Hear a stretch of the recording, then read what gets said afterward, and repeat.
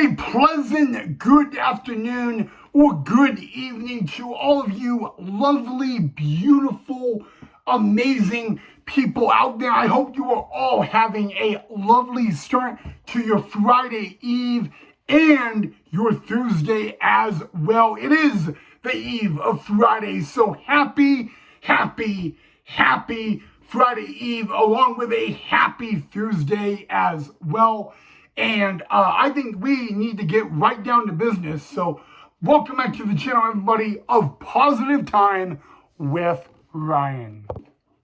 And it is a beautiful afternoon where I am sitting, but I am ready to continue, guys. As we all know, it is the month of April. April is Autism Awareness Month. At the end of this month, or sometime during the middle of this month, I will share my life journey with autism. If you don't know a little bit about me, I am 27 years old. I do have autism.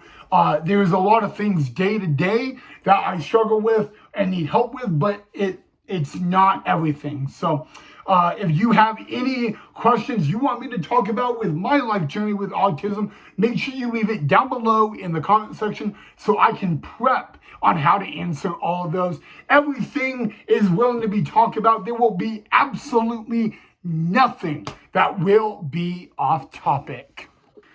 But in today's episode, we are going to go over the 4 things. We are going to look over behavior systems and talk about that for autism. Comprehension symptoms. Can autism change the world and how that can be? And then we will end things with how you can hold someone with autism accountable for the mistakes and behavior as well. So we're going to start with obviously the behavior, guys. This is going to be a 2.1. We're going to talk about behavior and then how you can actually talk to someone when they are experiencing or showing those behavior systems. Number one, guys, and I did say this a few days ago, the number one behavior I see with autism, because I actually have had to do, I've done it, and actually when I say I've done it, I still do it. A number one is the hitting the head or hitting themselves. Now, I want you guys to understand, please do not yell at them. I put this on a very high alert. Do not yell at someone who is autistic in any sort of manner. It basically takes that trust that they have with you away. And if you actually end up yelling at someone with autism, no matter what the relationship is, it can be very difficult to actually get that trust back or even gain that trust back. So that is a really high alert. Please do not yell at someone who is autistic or has autism. But to continue the behavior, guys, on the hitting the head, how we've all heard the saying, use your words, right? We say that with the kinders, first graders and second graders, and you know, sometimes the 3rd through 5th graders as well. But I want you guys to understand that someone with autism cannot say everything. They have a very tough time actually saying stuff like this, okay? Like if they are frustrated, they may not tell you that they are frustrated. They may just say, you know, they may punch themselves or hit themselves and all that. And I want you guys to look at that as not necessarily a red flag, but that is a sign, a big sign that there is something more going on to it. But I do want you guys to know that if someone is hitting their head and you know they're autistic, please, and I highly recommend you do this, please do not get near them, because you are putting yourself in harm's way. They could accidentally whack you, and literally they would not mean to intentionally hurt you, but you could literally be walking in and actually get whacked, and that would not be a good thing. So really, when it comes to hitting the head, I want you guys to understand, if this is in a school, you need to get what is called the backup. You need backup immediately. You need to make sure, but while you are getting that backup, I want you guys to talk to them. I want you guys to ask them what is going on. I want you to not, I also want you to say, use your words, but do not say it in a stern manner. That is very important, okay? If you cannot have them use their words, there is something called write it down. Give them a paper and a pen and have them write it down. It may not it may work and it may not work.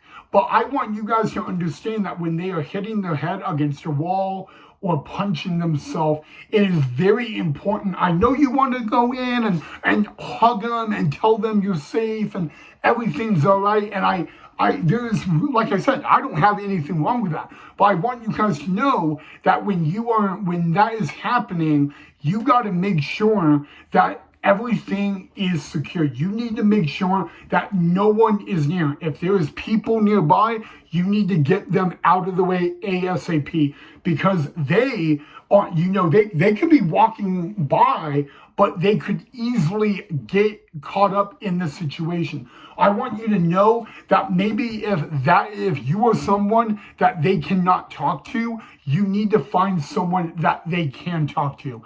This would be a person that they can trust. This is someone that would literally maybe not always understand, but the trust is there, okay? But I do want you guys to understand that if they are hitting their head, it's not because they're being dramatic. And I hear people say, well, they're just being dramatic. They're not. There is something going on. And I want you to also say, how can I help? What can I do to help this situation get better? Do you want me to grab you a pen and paper and you can write down how you are feeling?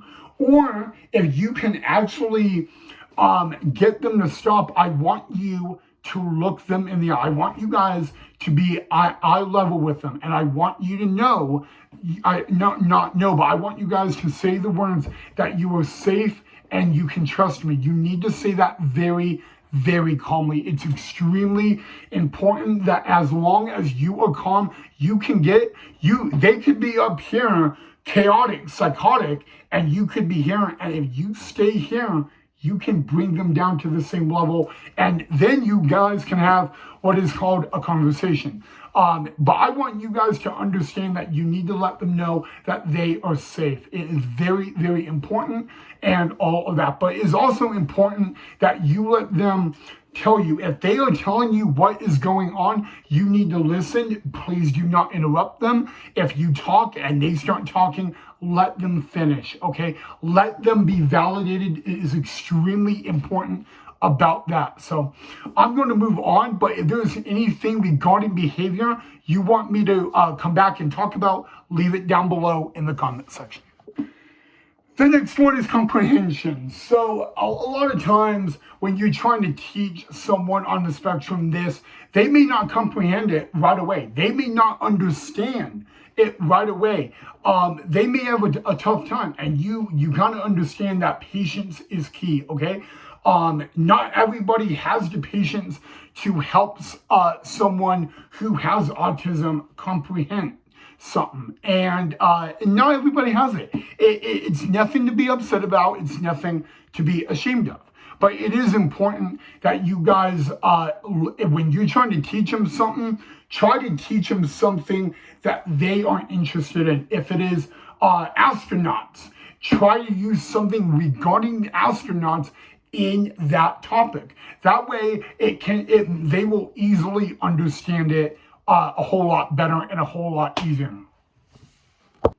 So we're going to move on to number 3. How can autism people or the autistic change the world? That is a really good question.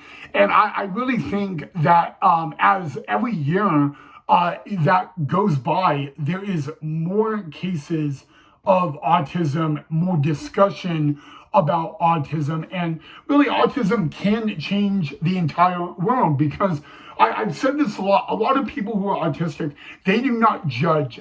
They like to look at people for who they are. They may see this guy with all different colors of hair, and everybody would call him creepy and a weirdo, but someone with autism would not. Just it goes into saying it's okay to be different and to be you and not someone else. So I want you guys to understand that it doesn't matter what you look like. It doesn't matter how you dress. Please don't judge. It is okay to be different. I will say this a lot. There is two things you need to know about autism. You need to live, love, and accept autism. Okay, that is rule number one. And number two, it's okay to be different. It doesn't matter how you say stuff. Please understand it is okay to be different. And don't just say that. Live it, accept it. Make sure that if you see someone being judged for being different, you help them. You tell that person who is judging them to knock it off and all that. Because you know what, guys?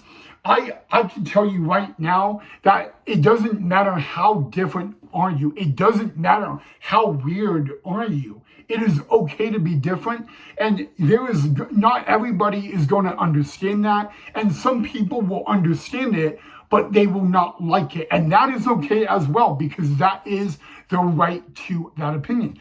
But I want you guys to understand, if you're watching this and you get judged because of how you look, how you do your hair, how you dress, it is okay to be different. And that is something that is something you just need to know. Be you, not someone else, okay? If you want to dye your hair pink, dye your hair pink, and all that. Don't be afraid. I understand that people get afraid to be judged, but be you.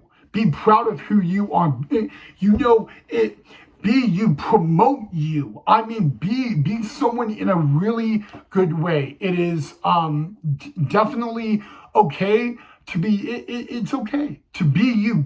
It is okay to be different. That is what I want you guys to know right away, right off the bat. It is okay to be different. Make sure you like someone for who they are, who is autism. Make sure you accept them. Tell them that they are always welcome. And make sure you love them as well. Okay, how to hold someone with autism accountable. I'm going to try to make this quick. So if you have anything more you want me to talk about regarding this, leave that down below in the comment section as well. You need to hold autism people just like anybody else. Doesn't mean they have autism, does not mean they get a free pass or a slide. They need to be accountable for their mistakes. Because you know what? If you don't hold them accountable, they are not going to learn. And you know what? Holding them accountable is going to teach them a lesson. Maybe a lesson they don't want to learn, but you know what? Later down the road, they will be thankful that you hold them accountable. So doesn't mean they have autism. That does not mean you can give them the free pass or the free slide. They still need to be held accountable just like anybody else. If you see someone on autism punch someone, you need to hold them accountable just like anybody else. Okay, but maybe you can talk to them, ask them why they did that, why did they think they need to do that. Make sure you validate that, but at the same time, you need to hold them accountable just like you would hold anybody else. Okay, guys, again, if there's anything regarding this you want me to discuss more, please leave it down below in the comment section. I don't want to go on and on and on. So other than that, guys, have a great rest of your Thursday and Friday Eve. It's almost Friday. The weekend is right around the corner, y'all. Get excited. It's going to be fun. Have a safe rest of your Thursday night, and I will see you all right back here tomorrow for our next episode on Autism Awareness Month.